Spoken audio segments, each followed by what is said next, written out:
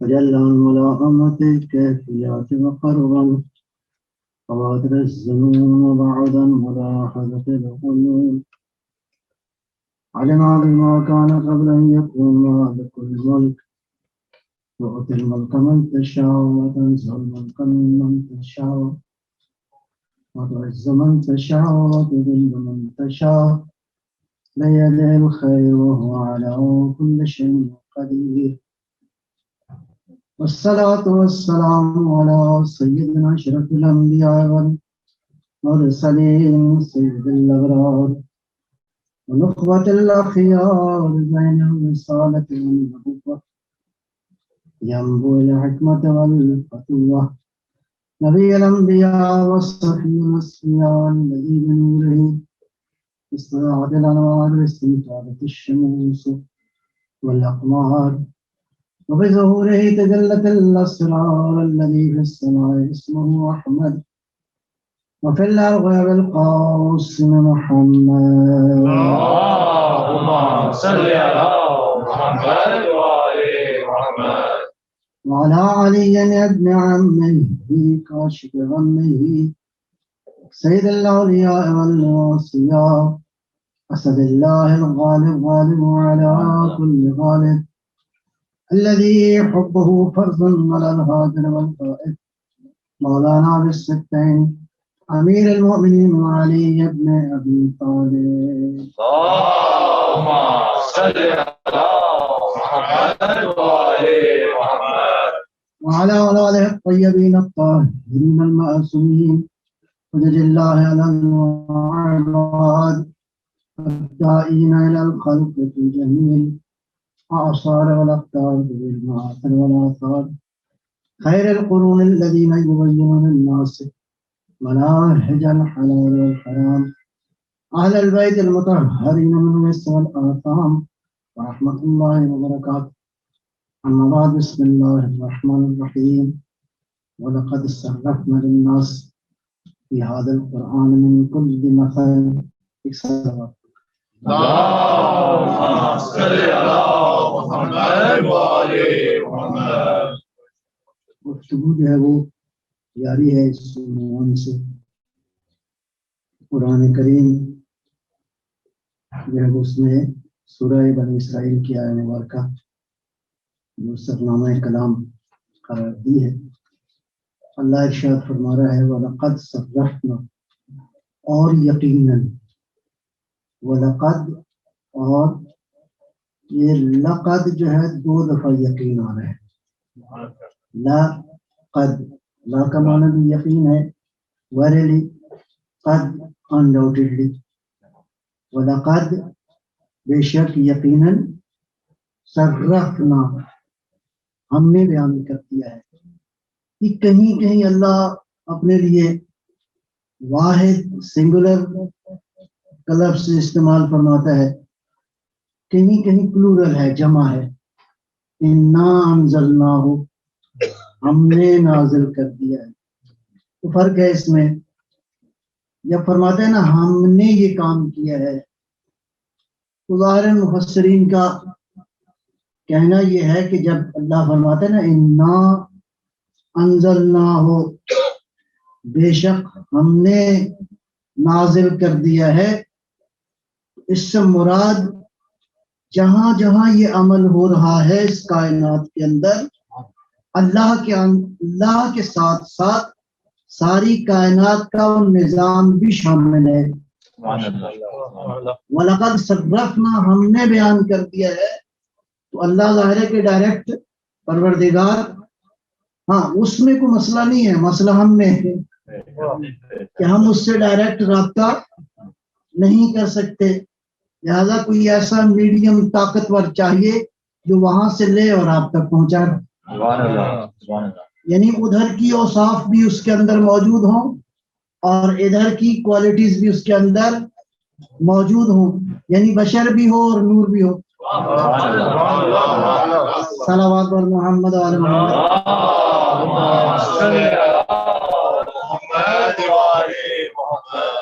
دیکھیں دنیا کے اندر اس وقت انرجی کی فارم میں کتنا نالج ہے بہت زیادہ ہے نا, خصوصاً یہ آپ کے ڈیوائسز میں کتنی انفارمیشن ہے اس کے اندر, بہت زیادہ ہے. باہر ابھی اس کی طرف نہیں جانا. اب اس انفارمیشن کو آپ چاہتے ہیں کہ میٹیریل فارم میں دیکھیں, تو آپ کیا کریں گے, اس انرجی کو کنورٹ کریں گے میٹیریل میں, کاغذ پہ آ جائے آپ کے ہاتھ میں کتاب کی شکل میں. تو اس انرجی کو میٹیریل فارم میں چینج کرنے کے لیے ایک میڈیم کی ضرورت, جو ادھر بھی مربوط ہو اور ادھر بھی مربوط ہو. یہاں پہ نور کو کنورٹ کرنے کے لیے میڈیم کی سمجھ آتی ہے, ہدایت الہی کو سمجھنے کے لیے میڈیم نہیں سمجھ میں آتا. لہذا ایک ایسے وجود کی ضرورت ہے جو اللہ سے لے اور انسانوں تک پہنچا دے. اس اعتبار سے کہا قل, میرا حبیب کہہ دو, انما انا بشر مثلکم, میں تمہاری طرح بشر ہوں, لیکن کیا ہے, یوحا الیہ, میرے اوپر وہی نازل ہوتی ہے, وہاں سے میں لیتا ہوں, جب دیتا ہوں تو لگتا ہوں.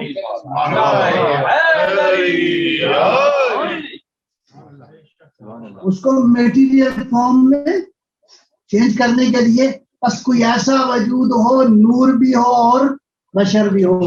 یہ تصور نہ کرنا, یہ جو کہہ رہا ہے میں تمہاری طرح بشر ہوں, بظاہر تمہاری طرح ہوں, بے باطن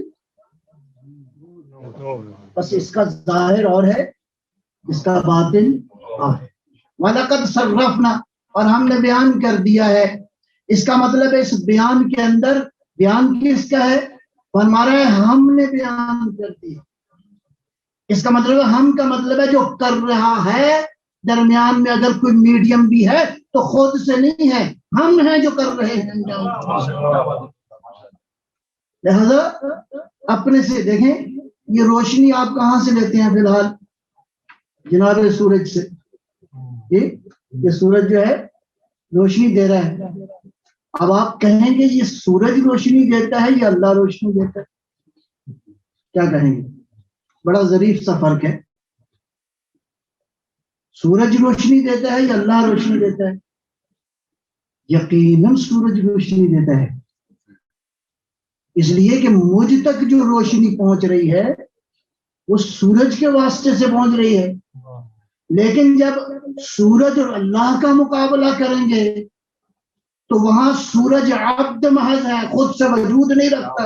جب میرا اور سورج کا رابطہ ہوگا تو سورج ہی حقیقت ہے, خدا اس کے بیہائنڈ ہے, اس کے پیچھے ہے. بس سورج یہ کہہ رہا ہے میں خود سے کچھ نہیں ہوں.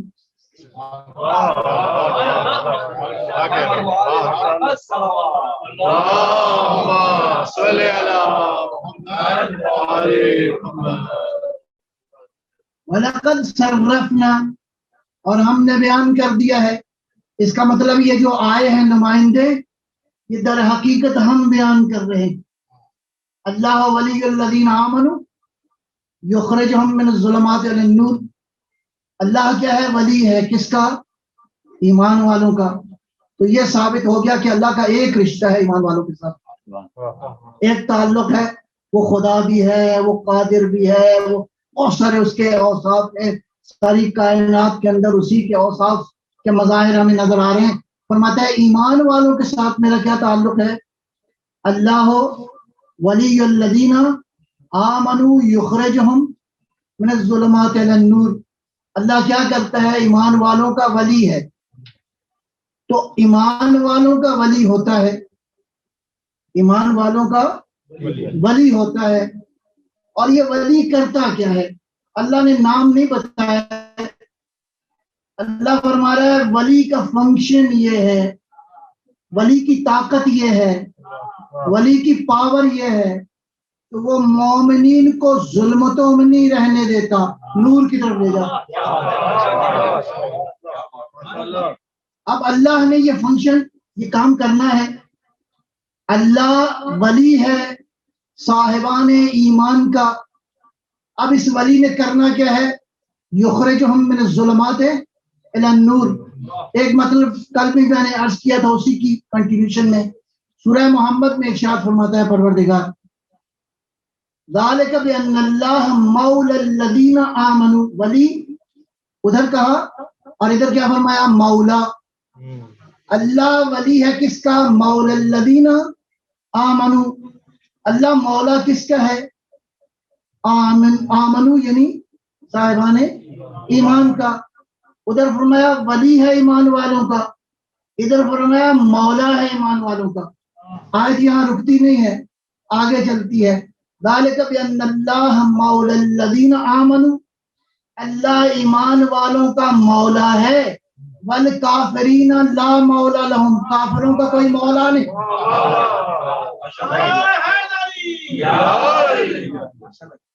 تو کافروں کا کوئی مولا نہیں ہوتا. تو جب مولا ہو اور ولی ہو، اب اللہ نے یہ کام کرنا ہے، ایمان والوں کو نکالنا ہے کہاں سے؟ ظلمتوں سے نکال کر نور کی طرف لے جانا ہے. تو پروردگار تیرے ساتھ ڈائریکٹ تو معاملہ ہو نہیں سکتا، اس لیے کہ میں ڈائریکٹ تو جا نہیں سکتا. بس کوئی ایسا میڈیم ہو کہ انجام وہ دے، اللہ کی مشیت پوری ہو جائے. گویا یہ اللہ انجام دے رہا ہے. درمیان میں ایسے ولی کا ضرورت ہے جو میرے ساتھ رابطے میں ہو، ادھر اللہ کی عالم نور کے ساتھ مربوط ہو. بس اللہ ولی ہے، رسول ولی ہے اور علی.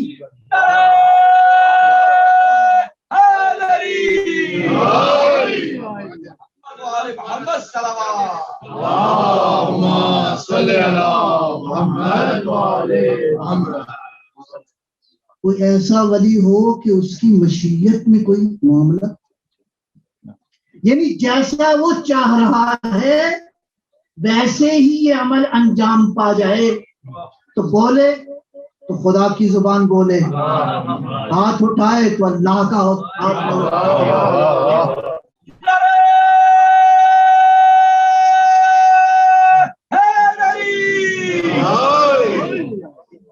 مشیت کے سانچے میں اس طرح ڈھلا ہوا ہو کہ وما ينطق عن الهوى الا وحی یوحی.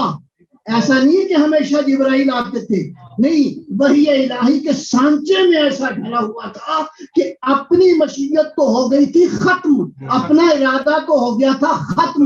اب اللہ کا ارادہ اس وجود کے اوپر ہے. یہ اللہ کا ارادہ ہے جو انسانوں کی ہدایت کر رہا ہے. صلوات پر محمد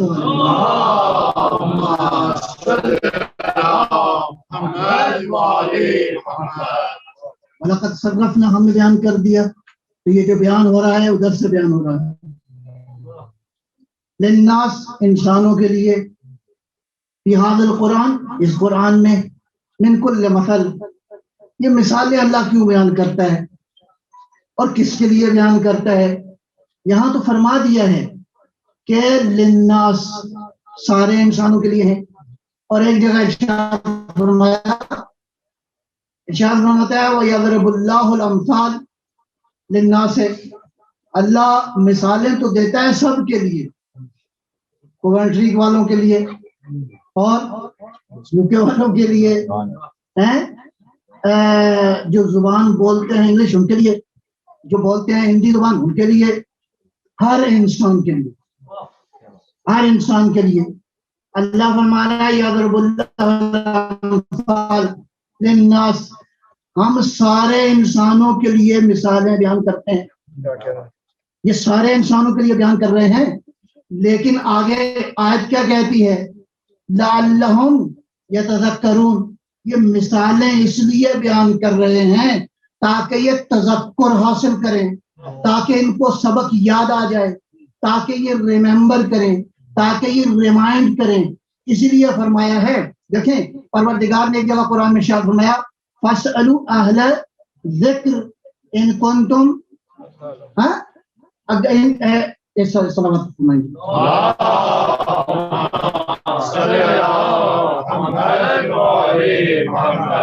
ان کنتم لا تعلمون، اگر نہیں جانتے، اگر جاہل ہو، کس کو یقین ہے کہ میں عالم ہوں؟ آپ 1000 کتابیں پڑھ لیں تو آپ عالم ہو گئے.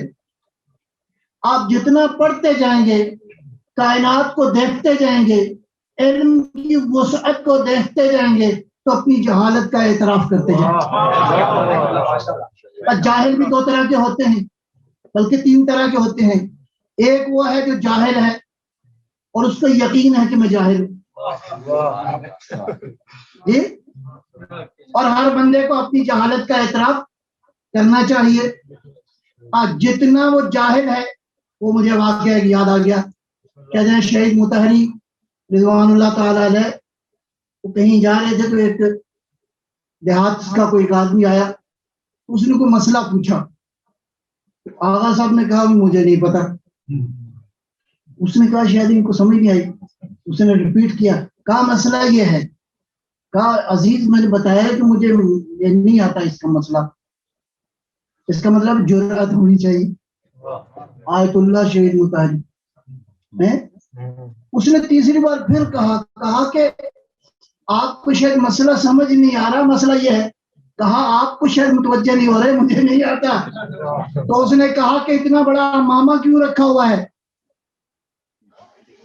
اتنا بڑا امامہ کیوں رکھا ہوا ہے؟ فرمایا کہ یہ امامہ میں نے اپنی معلومات کے حساب سے رکھا ہے, اپنی جہالت کے حساب سے رکھوں تو سر پہ آ ہی نہیں سکتا.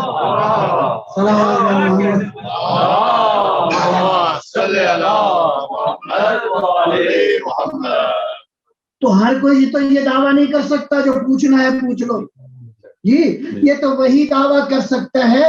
دیکھیں معاملہ تو ہے آپ کے کنیکشن کا, سیٹلائٹ میں کوئی پرابلم نہیں. سیٹلائٹ میں کوئی پرابلم نہیں ہے. اب آپ نے یا تو وہ ڈائل صحیح نہیں کیا, یا ڈیوائس کے اندر کوئی خرابی ہے, جیسے یہ عزیز ابھی بیان کر رہے تھے کہ ڈیوائس کے اندر کوئی پرابلم ہے, عالم نور سے رابطہ نہیں ہو رہا. اگر ڈیوائس کی پرابلم دور ہو جائے, نمبر آپ صحیح ڈائل کریں, اور اگر وہ ماؤس کو آپ صحیح جگہ پہ لے جائیں, تو اب ضرورت ہے جب آپ یہ سارے کام کریں گے تو ادھر سے کمی نہیں ہے, ادھر سے کمی نہیں ہے. یہ جیسے ہی آپ کی مشکلات حل ہوں گی تو رابطہ ہو جائے گا. اس کا مطلب یہ ہے کہ جس کا جتنا طاقتور رابطہ ہوگا اتنا اس کے علم میں اضافہ ہوگا. یہ کوئی ہے جو کہتا ہے پوچھ لو جو پوچھنا ہے. میں ساری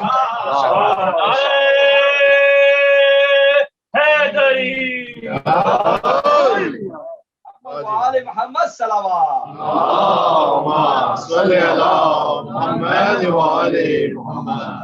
مثالیں کس لیے ہم بیان کر رہے ہیں؟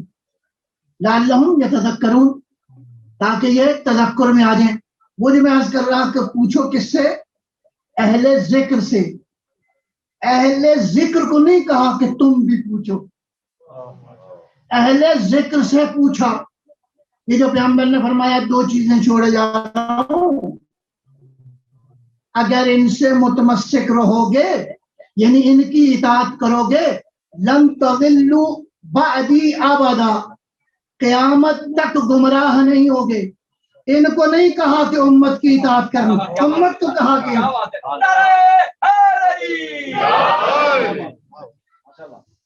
اہل ذکر. ذاکر میں اور اہل ذکر میں فرق ہے عزیز. ذاکر البتہ جتنا ذاکر ہے لیول مختلف ہے. ذاکر جو واقعا اللہ کا ذکر کرتا ہے. بہرحال اس پہ پھر کبھی عرض کروں گا کچھ متعلق. تو مثالیں اس لیے بیان کرتا ہے لعلہم یتذکرون, مثالیں سب کے لیے ہیں. آیا تذکر سب یا دوسرے مرحلے کا ارشاد فرمایا وَتِلْكَ الْأَمْثَالُ نَضْرِبُهَا لِلنَّاسِ, ہم یہ مثالیں لوگوں کے لیے بیان کرتے ہیں. یہ کس لیے بیان کرتے ہیں؟ لعلہم یتفکرون, تاکہ یہ کیا کریں؟ سوچیں, کمپریہنڈ, تھنک اباؤٹ, غور کریں, میڈیٹیٹ کریں, پرسیو کریں, توجہ کے ساتھ. یہ جو قرآن کہتا ہے نا یستمعون, استماع میں اور سماع میں فرق ہے. سماع یہ ہوتا ہے نارملی, یہ ہمارے کیا کہتے ہیں, انسان کی قیمت اگر لگانی ہو تو اصل انسان کی قیمت اس کے رویوں سے ہوتی ہے, اس کے ایٹیٹیوڈ سے ہوتی ہے. ابھی نارملی ایک ایٹیٹیوڈ ہے جو بہت ہی نیگیٹو ہے. ہم کیسے سنتے ہیں, کیسے آپ ڈیوائس پر مصروف ہیں, آپ کو کسی نے آواز دی, بھائی نے دی, بہن نے دی, زوجہ نے دی, شوہر نے دی, کسی نے کسی کو آواز دی, اب سنیے گا ذرا, تو میں اس پہ بزی ہوں, میں سن رہا ہوں, آپ سن رہے ہیں, خدا کا خوف نہیں آتا؟ نہیں, آپ سن نہیں رہے, آپ توہین کر رہے ہیں. سننے کا مطلب یہ ہے کہ اس کو رکھیں سائڈ پہ اور واقعاً دل و جان کے ساتھ سنیں. اس کو کہتے ہیں استماع, اس کو کہتے ہیں سننا. کہیں پڑ گئی آواز کان میں. لہذا دین کی بات کو سنو, سماعت. کیسی سماعت؟ استماع, یعنی گویا سنو نہیں, سماعت بن جاؤ, سماعت نظر آؤ. لہذا کیا فرمایا؟ تلک الامثال نضربها للناس لعلهم يتفکرون, تاکہ یہ لوگ غور کریں, تفکر کریں, پوری توجہ کے ساتھ سنیں, پوری توجہ کے ساتھ. تو آیا مثالیں تو بیان ہو رہی ہیں کس کے لیے؟ سب کے لیے, لیکن تفکر کرنے والے دائرہ چھوٹا ہو گیا. یا ارشاد فرمایا تلک الامثال نضربها للناس, ہم انسانوں کے لیے مثالیں بیان کرتے ہیں.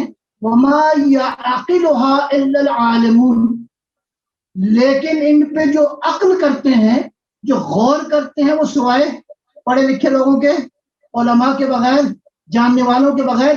اس کا مطلب ہے مثالیں خدا ایسے ہی نہیں بیان کر رہا, مثالیں اس لیے بیان کر رہا ہے تاکہ انسان اس پہ تذکر حاصل کریں, تاکہ انسان اس پہ غور و فکر کریں, تاکہ انسان اس سے کیا حاصل کریں؟ علم اور عقل کا نتیجہ نکالیں. لہذا عزیزان گرامی, علم ایک مرحلہ ہے, عقل اگلا مرحلہ ہے. سم ٹائمز علم ہوتا ہے, عقل نہیں ہوتی. صلوات بر محمد و آل محمد.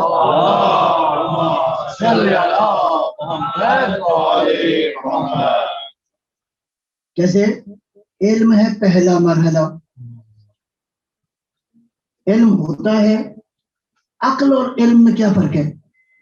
عقل ہے to collect together the information, وہ انفارمیشن جو آپ کے مائنڈ میں آ گئی, وہ انفارمیشن کلیکٹ کر لیا آپ نے. اب عقل کیا ہے؟ عقل ہے, جیسے میں عرض کروں آپ کے ہاتھ میں یہ ڈیوائسز ہیں, ان میں جتنا ہے وہ علم ہے, ان میں عقل نہیں ہے. اللہ کا شکر. صلوات بر محمد.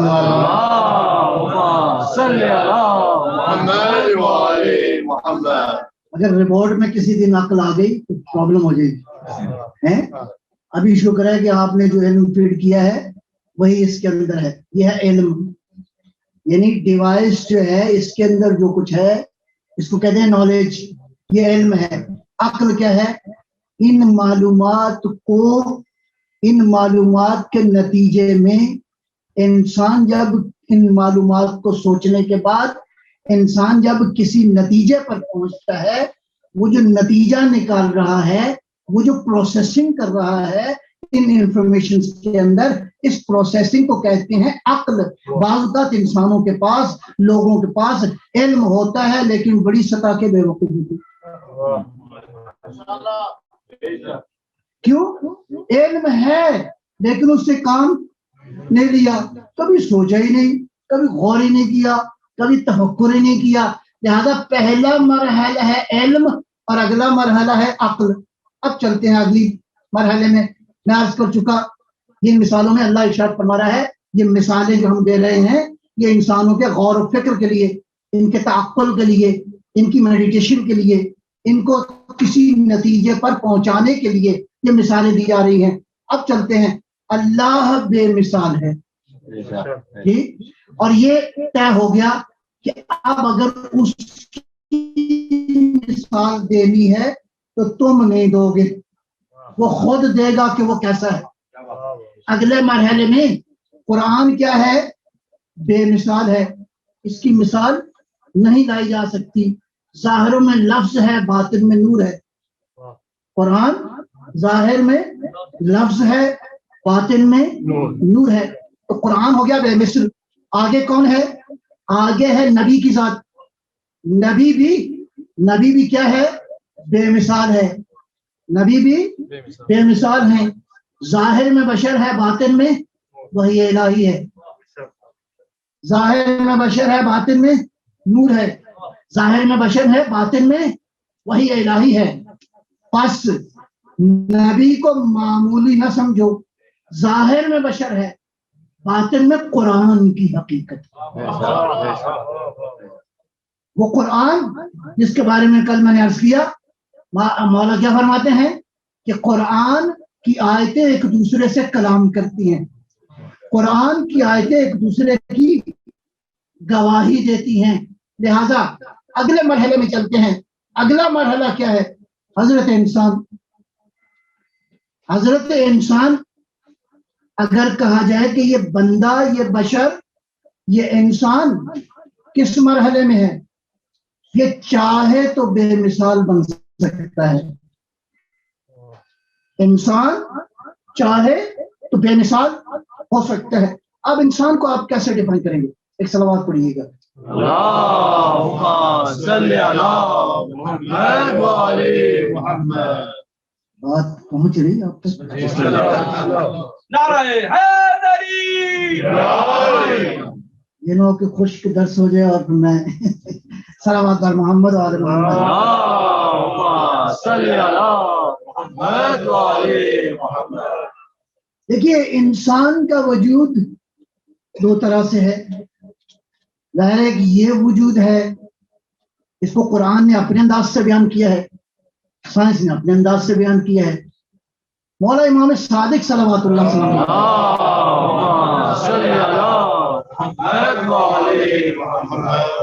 فرمایا کہ ایک تو فرمان یہ ہے کہ جو کچھ مٹی میں ہے وہ وجود بشر میں ہے. اللہ اکبر. جو کچھ مٹی میں ہے وہ وجود بشر میں ہے. مٹی جو سوائل ہے اس کے تقریباً جو ایلیمنٹس اس کے اندر پائے جاتے ہیں تقریباً 15 ہے، یا بعض لوگ 17 کہتے ہیں. یہ سارے کے سارے ایلیمنٹس انسانی وجود میں پائے جاتے ہیں. دوسری جگہ ارشاد فرمایا کہ انسان کے وجود میں 4 عناصر ایسے ہیں جو سب سے زیادہ پائے جاتے ہیں. پھر فرمایا 8 عناصر ایسے ہیں جو کم پائے جاتے ہیں. پھر 8 عناصر ایسے ہیں جو بہت ہی کم پائے جاتے ہیں. آج دنیا نے غور کیا تو پتہ چلا 4 عناصر کون سے ہیں جو پائے جاتے ہیں اس وجود کے اندر. آکسیجن پائی جاتی ہے پہلے مرحلے میں، کاربن پائی جاتی ہے دوسرے مرحلے میں، تیسرے مرحلے میں ہے ہائیڈروجن، اور چوتھے مرحلے میں نائٹروجن. آکسیجن ہے، کاربن ہے، ہائیڈروجن ہے، نائٹروجن ہے. امام نے فرمایا تھا کہ یہ سب سے زیادہ ہیں.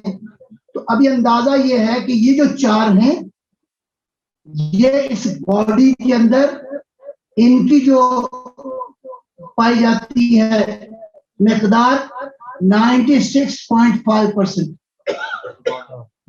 96.5%. آگے جو 8 کم ہیں وہ کون کون سے ہیں؟ کیلشیم ہے، فاسفورس ہے، پوٹاشیم ہے، سلفر ہے، سوڈیم ہے، کلورین ہے، میگنیزیم ہے اور آئرن ہے. 8 ہو گئے پورے. میری گنتی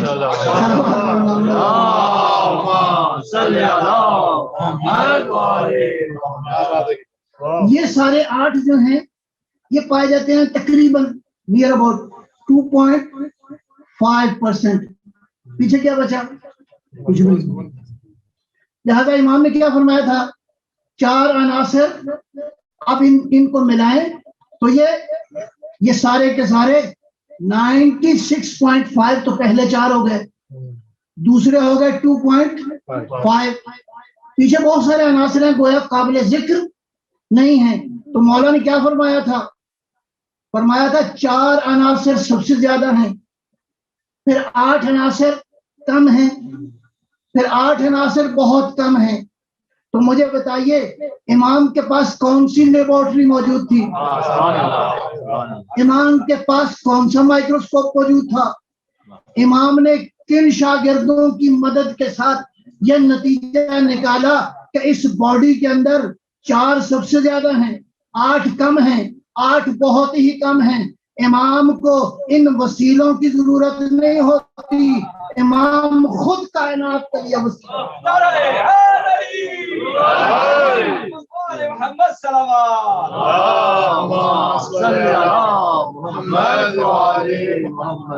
زیادہ ترقی کرنی ہے تو آج بھی علی کے دروازے پہ دستک دیں. قرآن کریم کل میں نے روایت پڑھی، یفسر الزمان، قرآن کو زمانہ تفسیر کرے گا. آج بہت ساری تفاسیر آئی ہیں. ایک تفسیر ہے جس کا نام ہے تفسیر رہنما، میں نے اس کے فرسٹ 4 والیوم پہ کام کیا ہے. اس تفسیر کے اندر اگر آپ دیکھیں تو پہلا زمانہ تھا سادہ سادہ، آیت لکھی نیچے ترجمہ آ گیا. آج جو تفسیر پہ کام ہو رہا ہے، قرآن کی آیتوں میں جو کام ہو رہا ہے، آج کمپیوٹر کے ذریعے بہت ساری انفارمیشن آ گئی ہیں قرآن کریم کے بارے میں. آج محنت کر کے لوگ بہت سارے علوم نکال رہے ہیں. یہاں تک کہ بعض اوقات ایسا بھی دیکھا گیا ہے، جو میں نے خود مشاہدہ کیا ہے، کہ ایک آیت میں 45 ٹاپکس اللہ نے بحث کیے. اس میں سوشل سائنسز کے ٹاپکس بھی موجود ہیں، اس میں نیچرل سائنسز کے ٹاپکس بھی موجود ہیں. پر قرآن کا دعویٰ معمولی نہیں ہے. لا رتب ولا یابس الا فی کتاب مبین. کوئی خشک تر ایسا نہیں ہے جو اس کتاب میں موجود نہ ہو. بس جس سینے میں یہ قرآن ہوگا وہ یقیناً یہ دعویٰ کرے گا جو پوچھنا ہے پوچھ لو.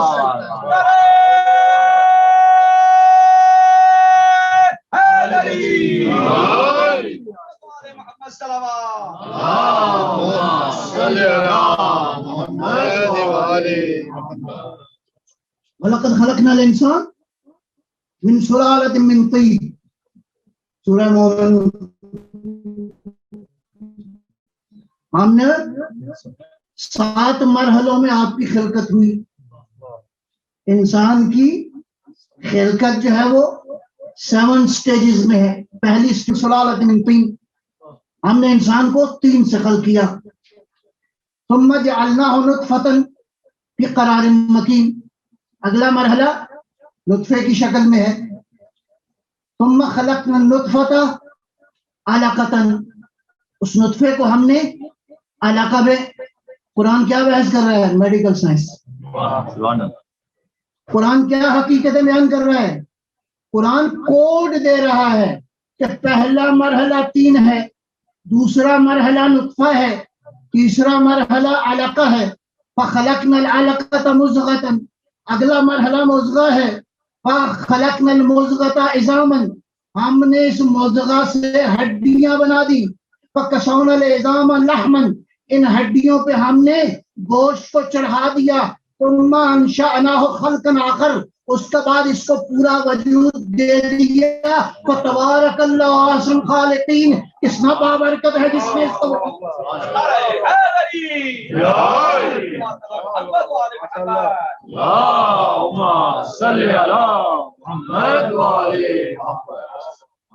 تو غور کرو گے حقائق معلوم ہو جائیں گے. یہاں ایک مطلب اور بھی عرض کر دوں.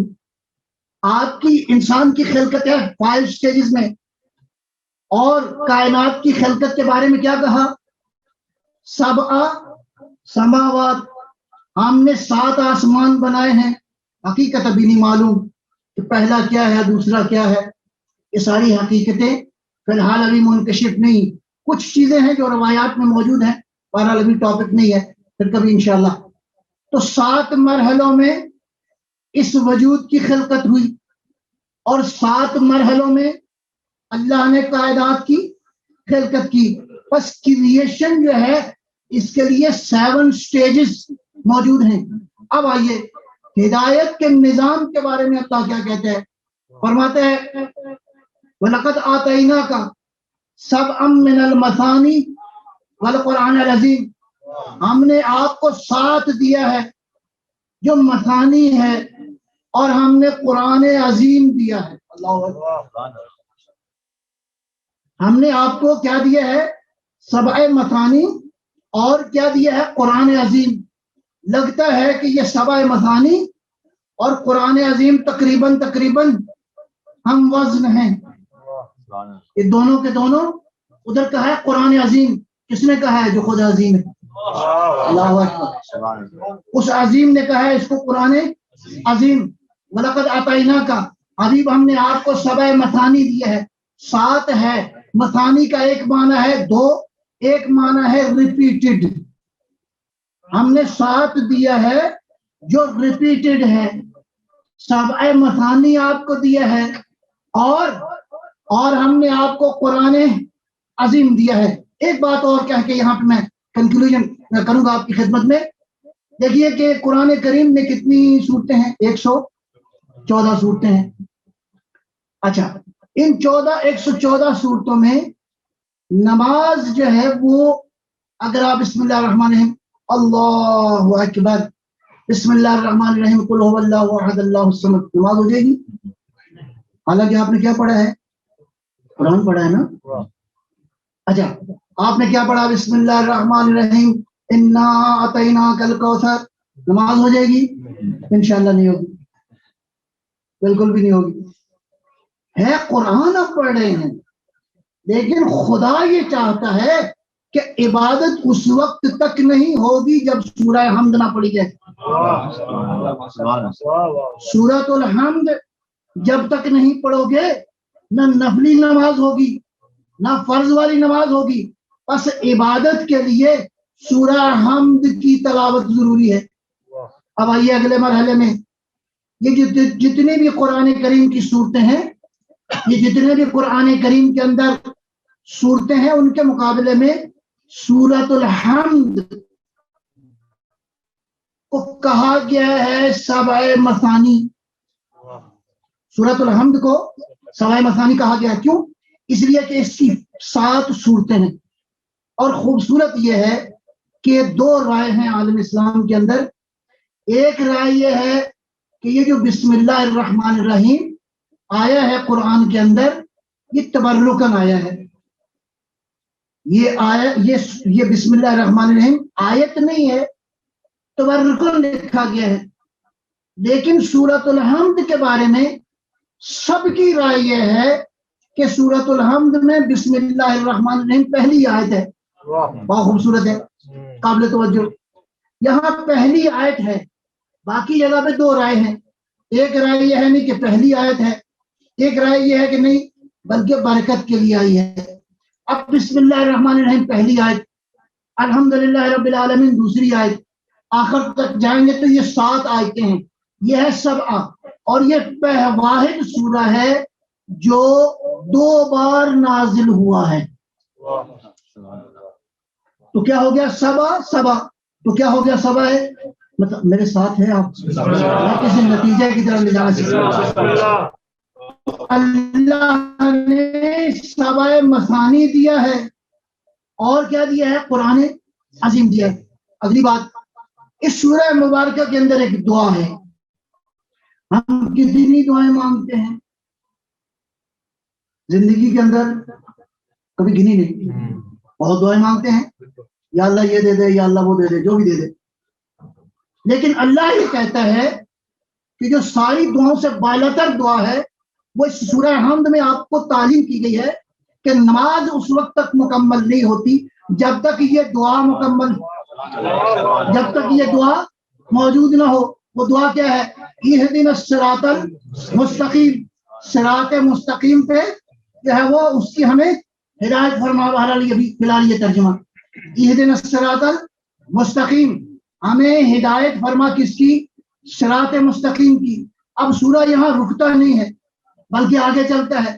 صراط الذین انعمت علیہم, انعمت علیہم والا صراط, اور کوئی صراط نہیں. انعمت علیہم والا صراط. عبادت کس کی ہو رہی ہے؟ اللہ کی. ذکر کس کا ہو رہا ہے؟ انعمت علیہم کا. ایک اور گروپ بھی ہے آگے, غیر المغضوب علیہم ولا الضالین. اس کا مطلب ہے عبادت کی حقیقت اس وقت پوری نہیں ہو سکتی جب تک ان سے عشق نہ ہو, ان سے برات نہ ہو.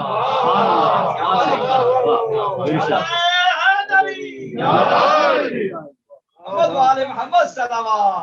اللهم صل على محمد وآل محمد. بس عبادت کے 7 مرحلے، خلقت بشر کے 7 مرحلے، آسمانوں کی خلقت کے 7 مرحلے. سورہ حمد جو عبادت کی جان ہے وہ 7 آیتوں پہ مشتمل ہے. اللہ یہ فرما رہا ہے بس ہدایت کیا ہو گئی، 7 آیتوں میں آ گئی. یہی وجہ ہے کہ سورہ حمد کے بہت سارے نام ہیں.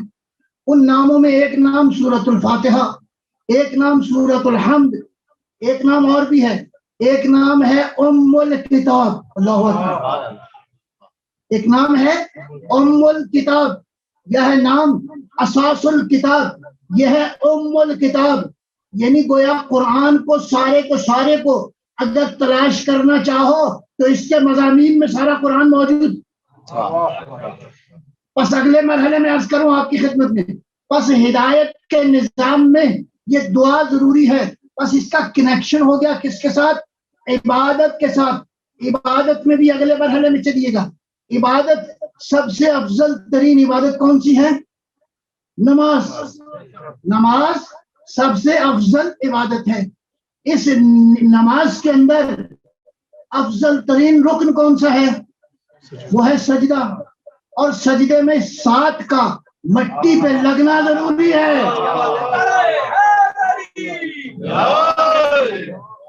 اے مٹی کے وجود، تجھے مٹی کی طرف جھکنا ضروری ہے تاکہ پتا چلے بندگی اور عبادت کیا ہوتی ہے. کہ یہ مٹی کی طرف جھک رہی ہے، پتا چلے گا مٹی کا خالق اور ہے، مٹی کا وجود کچھ. سلامت پر محمد والے محمد.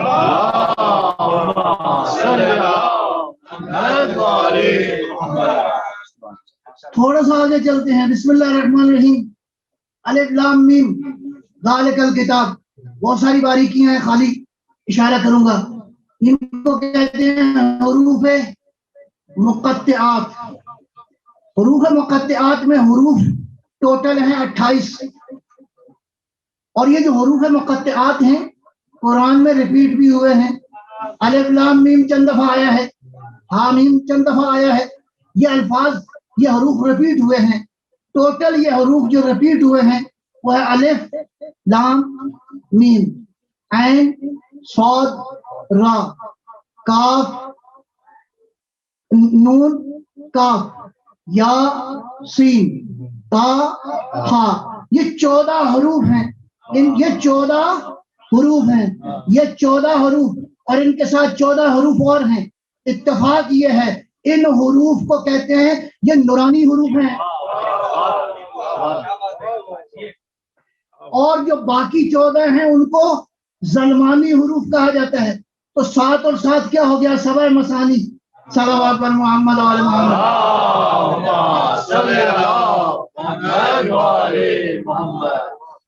اب سورہ حمد ادھر تمام ہوئی، ادھر اگلا سورہ شروع ہوا. تو الف لام میم ذالک الکتاب.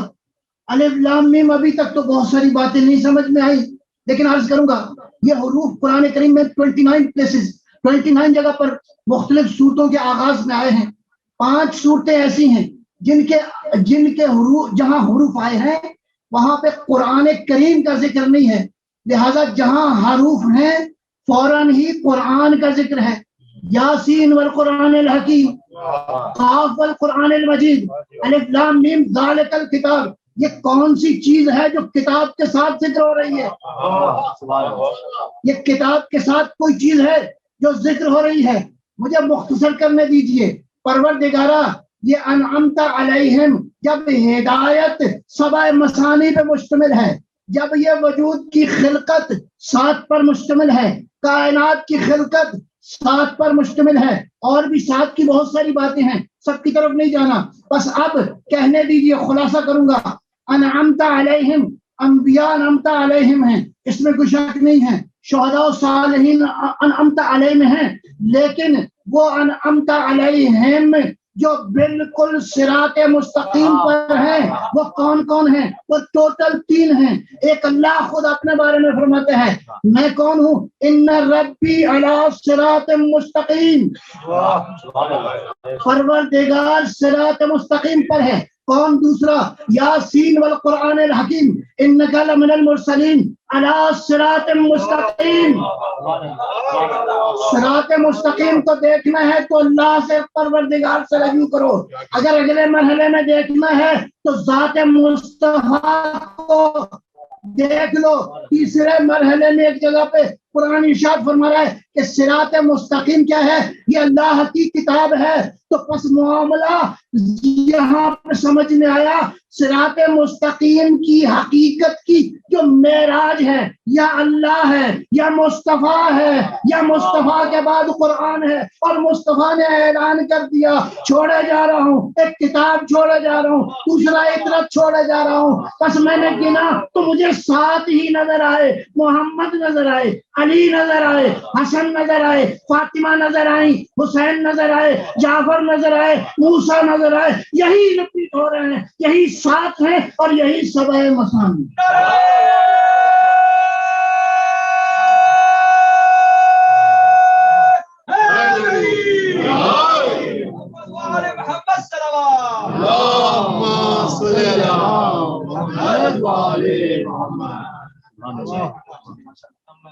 ہدایت لینی ہے تو ہدایت بھی 7 مثانی کے بغیر،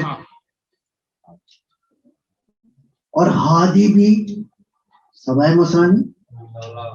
ان میں محمد 4 ہیں، علی 4 ہیں، حسن 2 ہیں، اور 5 جو ہیں وہ خاصی ہیں.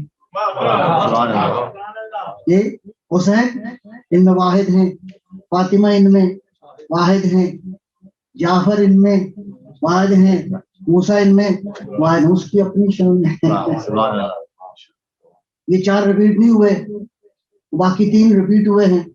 محمد 4 بار ہیں، علی 4 بار ہیں، حسن 2 بار ہیں. آخری حسن کے بیٹے کے ہم انتظار میں ہیں. صلوات محمد.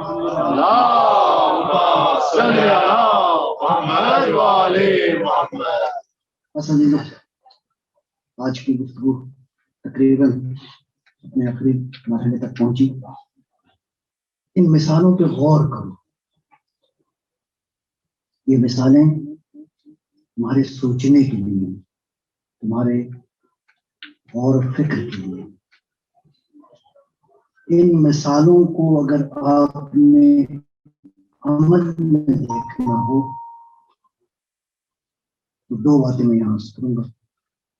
پیغمبر اکرم کی ختم نبوت کی دلیل کیا ہے؟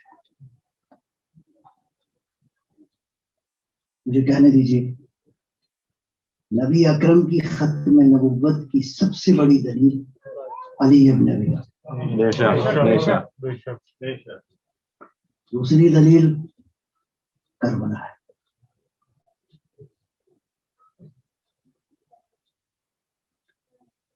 کربلا میں ہر کردار ایسا کامل ہے کہ میرا احساس یہ ہے کہ حسین کا انتخاب تھا خدائی. اتنا کامل ہے کہ اگر کسی ایک کردار کو نکال دیا جائے تو کربلا نامکمل. السلام علیکم یا ابا. ابن عباس کہتے ہیں کہ ہم صفین کی طرف جا رہے تھے کہ جب ہم نینوا سے گزرے تو امیر المومنین اتر گئے سرزمین. اتر کے مولا نے بہت گریہ کیا. کہتے ہیں میں بھی ساتھ روتا رہا.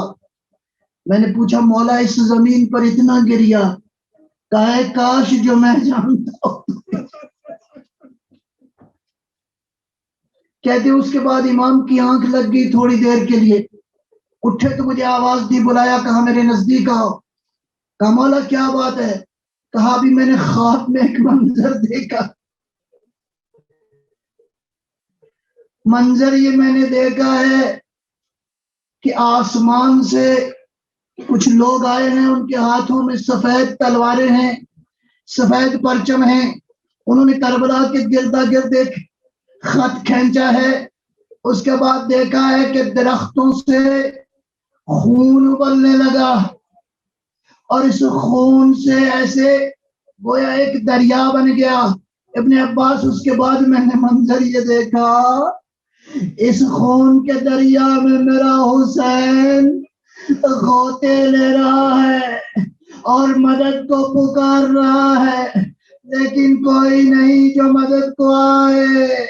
مولا عرض کروں گا، آپ نے تو خالی خواب دیکھا تھا، لیکن کربلا میں زینب نے اپنی آنکھوں کے سامنے کٹے ہوئے گلے کو دیکھا۔ یہ کون سی زینب ہے؟ عزادار و تاریخ کہتی ہے جب بی بی دنیا میں آئی تو بچی رو رہی تھی، اس بچی کو سب نے گود میں لیا، کبھی ماں نے، بابا نے، پیغمبر اکرم نے، بھائی حسن نے۔ جب یہ منظر دیکھا کہ بچی خاموش نہیں ہوئی تو رسول اللہ نے فرمایا حسین بیٹا بہن کو اپنی گود میں، بہن کو گود میں لیا۔ زینب کو سکون آ گیا، زینب خاموش ہو گئی، بھائی کا چہرہ دیکھا، چہرے پہ رونق آ گئی۔ عزادارو آج حسین اور زینب کربلا میں پہنچ گئے ہیں، آج کربلا میں پہنچ گئے ہیں۔ حسین نے کربلا کی مٹی کو لیا، خوشبو کیا، کہا بس سمجھ میں آ گئی عزیز و عباس، خیمے یہیں پہ لگیں گے، یہیں پہ ہمارے بچے بھی ذبح ہوں گے، یہیں پہ ہمارا خون بہایا جائے گا، یہیں پہ حرم رسول اللہ کی توہین کی جائے گی۔ عزادارو ایک منظر یہ لکھا ہے کہ بہن آئی بھائی کے پاس، بھیا اس زمین سے عجیب خوشبو آ رہی ہے، بھیا یہ زمین بتا رہی ہے جیسے فراق ہونے، بھیا جدائی ہونے والی ہے۔ اللہ اکبر۔ زینب، بس ایک منظر سنیے گا، آج زینب جب کربلا میں پہنچی تو اتارنے والے کون کون تھے؟ جیسے سوار ہوئی تھی، سوار کرنے والے بنی ہاشم میں عباس بھی تھے، علی اکبر بھی تھے، قاسم بھی تھے، خود حسین جیسا بھائی بھی تھا۔ آج کربلا میں اتری ہے، اسی شان سے اتری ہے، لیکن عزادارو ایک مرحلہ آنے والا ہے کہ سوار ہونا چاہے گی سوائے بیمار کربلا۔ منظر یہ لکھا ہے کہ شمر نے کہا ہم سوار کرتے ہیں، فرمایا خبردار یہ زینب ہے، اس کو میں خود سوار کروں گا۔ عزادارو ذرا میری طرف نگاہ کیجئے، امام نے کانپتے ہوئے ہاتھوں نے علی علی علی ابن الحسین اس وقت جوان تھے، اس جوان نے بیمار کربلا نے کانپتے ہوئے ہاتھوں کے ساتھ کہا پھوپھی جان سوار ہو جائیے، لیکن سوار نہیں کر پا رہے تھے کہ اتنے میں تازیانے آنا شروع۔ بس ایک منظر اور سنیے گا، ایک منظر اور سنیے گا، ان ظالموں نے کربلا میں گنج شہیدہ سے جان بوجھ کے قافلے کو گزارا تاکہ ان کو ذہنی اذیت ہو، لیکن عزادارو آپ سنتے ہیں قافلہ جب گزرا وہاں سے تو زینب کے ہاتھ پسے گردن بندھے ہوئے، عظیم سے زمین پہ بس ایسے ہی آئی جیسے بھائی عباس آئے تھے، رونا شروع کیا، واہ محمدہ واہ علیہ واہ حسینہ، پوچھ رہی تھی رو رو کے کیا تو ہی میرا ماں جایا؟ زینب رو رہی تھی، میدان کربلا کا نقشہ تبدیل ہو گیا، ہر کوئی رو رہا تھا، جانور رو رہے تھے، پرندے گریا کر رہے تھے، کائنات میں ایک زلزلہ تھا، شمر آیا، امام زین العابدین کی کمر تھی، تازیانے تھے، تاریخ نہیں کہتی کہ امام نے کہا ہو پھوپھی ذرا دیکھیے تازیانے ہیں، لیکن گویا میسج تھا زین العابدین تازیانے کھا رہا ہے، پھوپھی یہ غم جاری ہے۔